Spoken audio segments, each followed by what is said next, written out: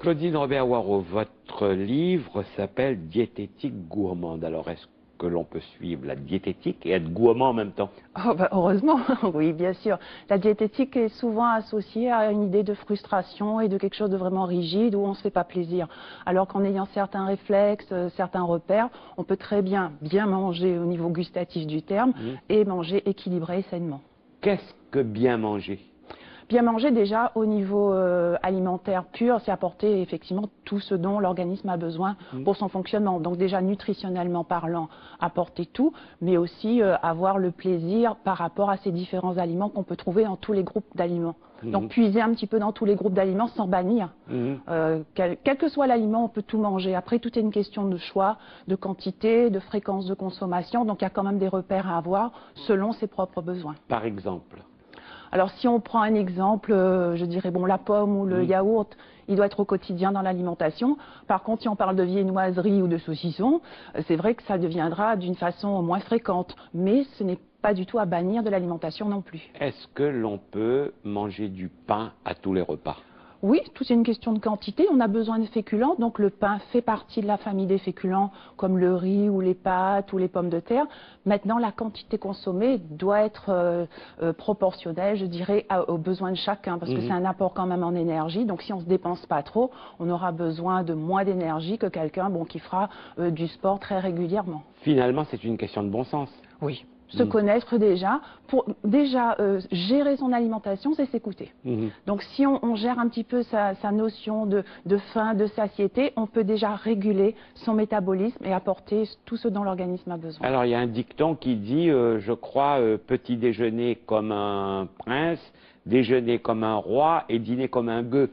Oui, on peut dire ça comme ça, parce que si vous voulez, c'est au niveau de la journée que le corps va demander plus d'énergie, parce qu'on va plus bouger, on va travailler, et le soir, on n'aura besoin que des dépenses liées au fonctionnement du corps uniquement. Donc oui, on peut le faire. Maintenant, après, tout dépend de la quantité ingérée sur la journée. Du moment que la quantité et la qualité correspondent à vos besoins, on n'a pas besoin. Même si on mange un petit peu plus le soir, un petit peu moins le midi, tout est une question de compensation après. Manger le soir, ça ne fait pas grossir? Non, si c'est équilibré, si c'est en rapport avec vos besoins, pas plus que non, tout à fait. Il faut répartir l'alimentation et fractionner. Doit-on beaucoup boire et peut-on tout boire? Alors, je dirais l'eau, c'est déjà la première boisson indispensable. Après, si on peut tout boire, vous avez effectivement toutes ces boissons sucrées, moi je dirais occasionnellement, parce que c'est quand même un apport en sucre conséquent. On a les boissons alcoolisées, modérément comme on dit, mais c'est pas interdit de boire un verre de vin ou une coupe de champagne. Tout est une question après de modération et de fréquence. Vous avez bien compris que nous sommes dans l'ère du mince et qu'on regarde les magazines, on regarde les top modèles, on regarde les photos et il n'y a pas 1 centimètre de graisse. Donc aujourd'hui, finalement, pour réussir dans la société, de nos jours, on a l'impression qu'il faut être mince. Alors est-ce que finalement on n'est pas programmé, certains pour être minces, d'autres pour être un peu moins minces, d'autres pour être gros, quoi qu'on fasse? Bien sûr, tout est une question déjà de morphologie et d'hérédité. Tout est une question de gène. Il y a effectivement des gens qui seront programmés pour être gros, comme vous dites, ou minces. Après, on peut pallier en essayant de limiter un petit peu sa consommation ou de faire de l'activité physique un petit peu plus soutenue pour quelqu'un qui aura tendance à grossir que quelqu'un qui n'aura pas de souci de poids, quoi qu'il mange, parce que ça aussi, ça arrive. Quand on arrête de fumer, on grossit automatiquement? Physiologiquement parlant, oui, parce que la nicotine a quand même un effet, si vous voulez, va augmenter ce qu'on appelle votre métabolisme de base. Donc du coup, le corps va dépenser plus d'énergie avec la nicotine. Donc si on arrête, le corps dépense moins d'énergie. Donc si on mange de la même façon et qu'on ne bouge pas derrière, on aura un décalage où les apports vont être supérieurs aux dépenses, donc du coup, risque de prise de poids. On va faire un petit jeu là, par exemple. On va vous prendre vous en exemple. Qu'est-ce que vous prenez au petit déjeuner? Alors petit déjeuner, un verre de jus d'orange déjà.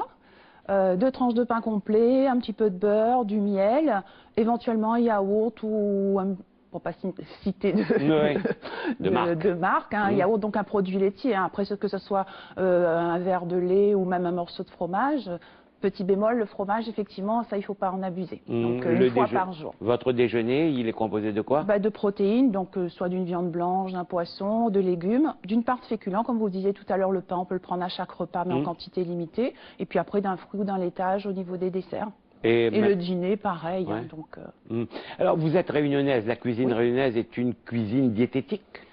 C'est une cuisine pas diététique, on dira. Parce qu'en général, c'est riz, grain, curry. Oui, mais c'est pas déséquilibré. Donc, si vous prenez le riz, le grain, on est sur des féculents. Le curry, bon, si on est sur du poulet, on est sur une viande blanche. Après, bon, effectivement, on mettra les breads, comme on dit à la Réunion, pour avoir un apport en fibres. Mais les deux bémols, si vous voulez, dans la cuisine réunionnaise, c'est la quantité qui sera consommée. En général, on mange beaucoup trop de riz, beaucoup trop de grains. Et la façon de cuisiner. Donc, souvent, les currys sont trop riches en graisse. Donc, le tout, c'est de mesurer la quantité de matière grasse qu'on va mettre dans le curry et de quantifier un petit peu les féculents. C'est quoi la bonne quantité de matière grasse pour un individu? Pour un individu, je dirais d'activité usuelle, on a besoin d'un petit carré de beurre le matin de à peu près 10 grammes et une cuillère à soupe d'huile par repas et par personne. Donc, une cuillère à soupe d'huile? C'est largement suffisant. Ouais, il ne faut pas supprimer l'huile, mais il faut la quantifier. Et pourtant, le créole réunionnais, lui, il aime bien quand on galfate, comme on dit, le prendre la marmite. Mais c'est trop. Justement, c'est changer ses habitudes. C'est ce que j'essaye, moi, en consultation, justement, de changer un petit peu ses habitudes de base, où la façon de cuisiner peut être à l'origine d'une prise de poids si la cuisine est trop grasse au quotidien. Est-ce que les régimes sont dangereux? En ce moment, ça fleurit. Oui, vous entendez toutes sortes de régimes. Je suis contre les régimes, déjà, parce que les régimes, c'est sur une période déterminée. On va vous dire, perdez 3 à 4 kilos en une semaine. Le problème, c'est que vous allez déséquilibrer votre alimentation, l'organisme risque d'être en carence, et ensuite, il y aura un retour, je dirais, c'est un boomerang, où le corps va réagir, il va stocker davantage, parce qu'on ne peut pas rester en restriction sur une longue période. Donc, une fois qu'on sort de cette restriction, qu'est-ce qu'on fait? On revient aux anciennes habitudes qui étaient à l'origine de la prise de poids. Donc, du coup, prise de poids de nouveau, et plus. Et là, c'est l'effet yo-yo qu'on appelle, et on perd, on prend, et beaucoup plus à chaque fois. Madame Robert-Waro, qu'est-ce que vous pensez de la cuisine vapeur? La cuisine vapeur est une bonne cuisine dans la mesure où les aliments ne vont pas être en contact avec l'eau. Donc déjà au niveau perte vitaminique, on est sur un minima. Donc c'est vraiment une cuisine douce, donc qui permet de cuisiner sans matière grasse et après de mettre effectivement le petit peu de matière grasse, soit de l'huile d'olive ou peu importe, pour agrémenter. Mais c'est une cuisine qui est très légère, on dira. Et c'est une cuisine dans laquelle on peut utiliser les épices. Les épices, c'est quelque chose que l'on peut consommer sans modération? Sans modération. Toutes les épices, toutes les herbes, les aromates, au contraire, ce sont ces épices qui vont donner du goût. Donc, c'est pas la matière grasse. La matière grasse est là comme un exhausteur de goût. Mais ce sont les épices qui vont permettre d'accommoder un blanc de poulet, restera un blanc de poulet. Maintenant, l'accommoder différemment, on aura l'impression de manger des choses différentes. Pourquoi est-ce que l'on pousse la porte d'une diététicienne? C'est toujours pour maigrir? Non, pas forcément. Déjà, dans un premier temps, il y a des personnes qui veulent simplement revoir leur équilibre, voir effectivement si leur façon de manger est tout à fait correcte.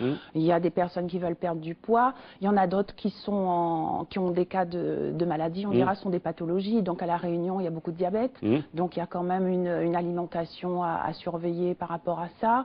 Ensuite, il y a les enfants aussi. On parle en ce moment beaucoup d'obésité infantile, surtout à La Réunion, où là, il y a quand même une montée, je dirais, un fléau, on peut appeler ça un fléau, où là, c'est revoir un petit peu les bases alimentaires et donner de bonnes bases à ces enfants pour qu'après ils puissent grandir sans prendre trop de poids. Mais ça, c'était des choses que l'on savait avant et que l'on a perdues au fil des temps. Au fil des temps, parce qu'on est un petit peu dans une société de consommation où fleurissent les produits, donc maintenant, c'est à nous d'être acteurs et de choisir, donc connaître bien les étiquettes, savoir mieux choisir ses aliments pour pouvoir après mieux gérer son alimentation. En clair, et pour nous résumer, puisqu'on arrive au terme de cet entretien, ce qu'il faut, c'est parier sur son intelligence, quoi. Oui, et puis s'écouter, et puis après manger de tout en quantité modérée, sans tomber vraiment soit dans... De toute façon, l'excès d'un côté ou de l'autre va nuire. On est en restriction, ça va nuire. On est en excès quantitatif ou même sur des qualités un petit peu trop grasses, trop sucrées tout le temps, ça va nuire. Donc après, c'est trouver la modération et s'écouter en premier. Vous avez toujours été mince comme ça, vous? Je fais toujours attention. Merci en tout cas d'être venu sur ce plateau. Je rappelle le titre de votre livre, Diététique gourmande, signé donc de vous, Claudine Robert-Waraud, diététicienne nutritionniste installée à l'île de la Réunion, à Saint-Denis. Ce sont les bons réflexes pour une alimentation équilibrée. Et vous publiez ce livre aux éditions d'Angle. Merci beaucoup. C'est moi qui vous remercie.